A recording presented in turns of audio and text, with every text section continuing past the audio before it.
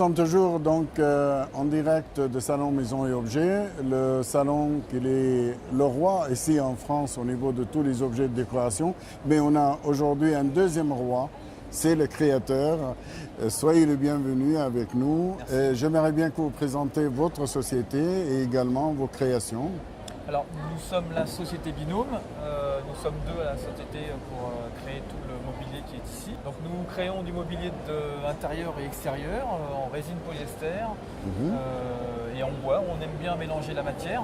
C'est l'idée de la société, mélanger les matériaux. Donc là, on a fait du bois, de la résine, on pourra faire de la pierre et d'autres choses. C'est une société française. Nous produisons tout dans notre atelier à deux.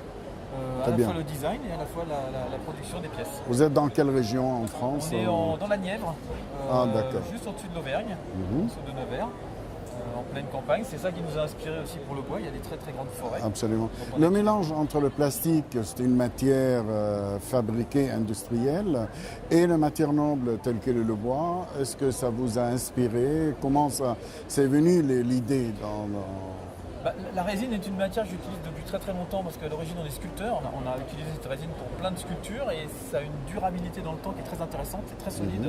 C'est des résines à piscine, à bateau, donc ça tient très très bien dehors et on a voulu justement mélanger cette résine à quelque chose de plus naturel qui est le bois.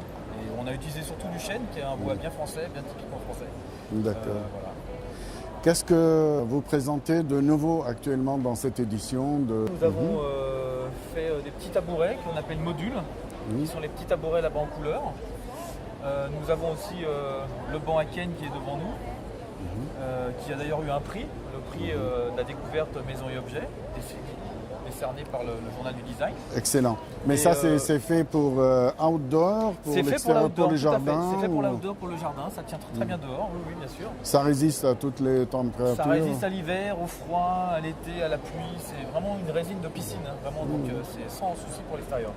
Et nous avons aussi les petits tabourets du haut qui sont là-haut et derrière moi. Voilà. Les tabourets qui sont aussi en résine et en chêne. Voilà. C'est très bien.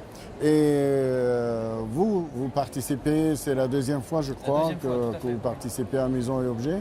Qu'est-ce qui représente pour vous Maison et Objets? Est-ce que c'est un salon d'affaires? Vous réalisez des contrats avec? C'est un salon professionnel qui est très intéressant parce qu'on touche un public assez large et beaucoup de clients étrangers. On aimerait bien justement toucher l'étranger, quitter un peu le marché national. Alors en France, on touche surtout des architectes, des gens de la décoration intérieure.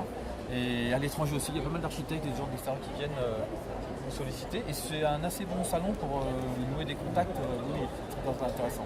Donc, vous considérez quand même que Maison et Objets, ça peut être comme une étape à l'exportation? Une démarche à l'exportation, il y a énormément de presse étrangère aussi qui passe et qui font beaucoup de photos et de films. Donc oui, c'est très très intéressant.